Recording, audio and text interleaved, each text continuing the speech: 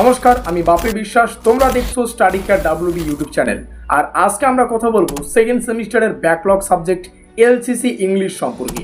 তোমাদের মধ্যে অনেক ছাত্রছাত্রীরা এই সাবজেক্টে ফেল করেছো এবং এটাই হচ্ছে তোমাদের লাস্ট অ্যাটেম্প্ট।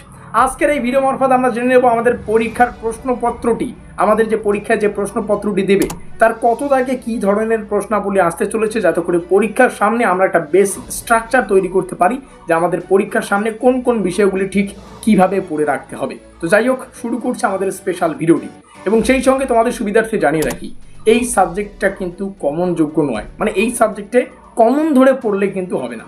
এই সাবজেক্টটা হচ্ছে এমন একটি সাবজেক্ট যার যত প্র্যাকটিস সে সেভাবে কিন্তু উপস্থাপন করতে পারবে, অর্থাৎ যার মধ্যে উপস্থাপন করার ক্যাপাবিলিটি রয়েছে সে কিন্তু এই সাবজেক্টে সঠিক নম্বর কিন্তু ক্যারি করতে পারবে। কেন বলছি কথাটা, ভিডিওটা সম্পূর্ণ দেখলেই তোমরা বুঝতে পারবে। কারণ আমাদের যে পরীক্ষা প্রশ্নপত্রটা দিবে, তোমরা সবাই জানো আমাদের পরীক্ষায় 4 ধাপে প্রশ্নাবলী আসে। সেটা হচ্ছে 1 15 মার্কের, 2 10 মার্কের, তারপরে 5 মার্কের, তারপরে কিছু শর্ট প্রশ্ন থাকে। তো যাই হোক, সেটা আলাদা বিষয়।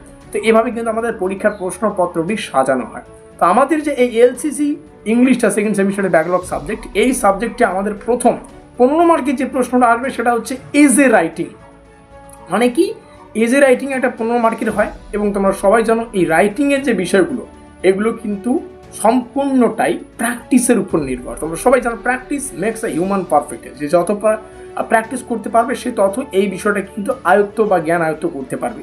তো অবশ্যই তোমাদের ইজে প্র্যাকটিস করতে হচ্ছে। এবং আমাদের পরীক্ষায় যে 10 মার্কের প্রশ্নটা আসে সেখানে কিন্তু স্টোরি রাইটিংয়ের যে প্রসেস সেটা আসে। স্টোরি মানে কি তোমরা সবাই জানো গল্প। তো গল্পের বিষয়টা আসে, ইজি রাইটিং হচ্ছে নিয়ম, সেগুলো তোমাদের বুঝতে হচ্ছে। 10 মার্কের যে প্রশ্নটা আসবে সেটা হচ্ছে স্টোরি রাইটিং এবং 5 মার্কের যে প্রশ্নটা আসবে সেটা হচ্ছে অ্যান্টোনমিস, যেখানে 5-7টার মতো 1 নম্বরের প্রশ্নাবলী থাকে, তার মধ্যে 5টার কিন্তু উত্তর করতে হয়। তো এই হচ্ছে আমাদের পরীক্ষার প্রশ্নপত্রটির একটা বেসিক স্ট্রাকচার। তার মানে কি, এখানে কমনের কি রয়েছে, তোমাদের প্র্যাকটিস করতে হচ্ছে। কেউ যদি রচনাগুলো লিখতে পারো, এজে মানেই তো রচনা, কেউ যদি গল্পগুলো উপস্থাপন করতে পারো, কিন্তু তোমাদের করতে হচ্ছে ইংলিশে, তবেই তো তোমরা এই পরীক্ষায় ভালো স্কোর করতে পারবে। তো এই সমস্যার সমাধানের জন্য আমরা নিয়ে এসেছি আমাদের ব্রহ্মাস্ত্র পেইড নোটস। এটা বলবো না আমাদের নোটপত্র 100তে 100% কার্যকর, কিন্তু আমাদের এই নোটপত্রতে বেশ কিছু রচনা রয়েছে যেগুলো 15 মার্কের জন্য 4-5টা রচনা রয়েছে। বিভিন্ন আলাদা আলাদা টাইপের, ক্লাইমেট চেঞ্জ থেকে শুরু করে বিভিন্ন আলাদা আলাদা টাইপের কিন্তু 4 থেকে 5টা রচনা রয়েছে যেগুলো 15 মার্কের জন্য ইম্পর্টেন্ট। তো এই রচনাটা যখন তোমরা প্র্যাকটিস করবে বা আমাদের নোটপত্র থেকে পড়ে রাখবে, তাহলে তোমরা কিন্তু বুঝতে পারবে যে রচনাটা আমাদের পরীক্ষায় কিভাবে উপস্থাপন করতে পারবো। কমন না পেলেও কিন্তু উপস্থাপন করার যে ক্যাপাবিলিটি সেটা তোমরা বুঝতে পারবে। 10 নম্বরের জন্য যে স্টোরি রাইটিং আসে, সেই স্টোরি রাইটিংয়েরও কিন্তু হিন্টস দেওয়া হয় যদিও পরীক্ষায়। হিন্টস দেখে দেখে তোমাদের স্টোরি রাইটিংটা করতে হচ্ছে। আমাদের নোটপত্রে তোমরা কিন্তু এরকম উদাহরণ সহকারে, উত্তর সহকারে কিন্তু নোটপত্রে কিন্তু পেয়ে যাচ্ছ। আর অ্যান্টোনমিস যেটা আছে সেটা তোমরা আমাদের নোটপত্র থেকেই কমন পাওয়ার সম্ভাবনা রয়েছে, সেগুলো কমন পেয়ে যাবে। নিচে আমাদের যোগাযোগ নম্বর রইলে এই নম্বরে যোগাযোগ করে নোটপত্রটা সংগ্রহ করে রাখো। কিন্তু মোস্ট ইম্পর্টেন্ট বিষয়, আমাদের নোটপত্রে না রচনা লেখার একটা নিয়মকে উপস্থাপন করা হয়েছে একদম সম্পূর্ণ বাংলায়।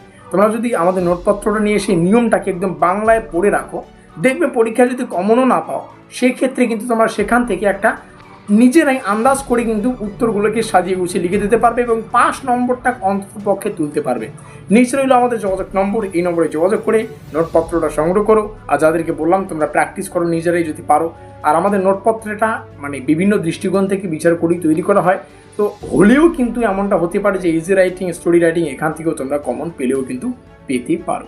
তো যাই হোক, তোমরা সবাই যেন আমাদের নোটপত্রের এরকম বিশ্বাস তো থাকাই উচিত, কারণ আমাদের নোটপত্র হচ্ছে ব্রহ্মাস্ত্র নোটপত্র। ভিডিওটি শেষে অসংখ্য ধন্যবাদ তোমাদের সবাইকে ভিডিওটি শেষ পর্যন্ত দেখার জন্য। মিলতে हैं अगली वीडियो में।